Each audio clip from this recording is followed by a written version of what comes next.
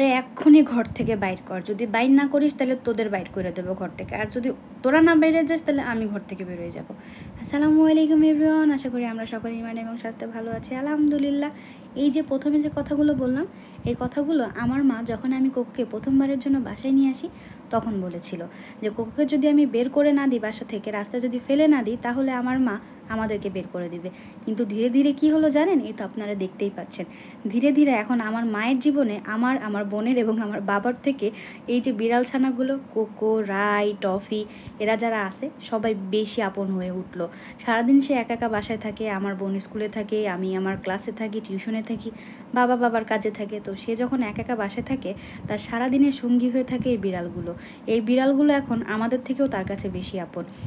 প্রথম সে যখন এই বিড়ালগুলোকে দেখতে পারতো না, আর এখন সেই বিড়ালগুলোকে যদি 1 মিনিটের জন্য চোখের আড়াল করে তাহলে সে পাগল হয়ে যায়, খুঁজতে খুঁজতে তার মাথা খারাপ হয়ে যায়।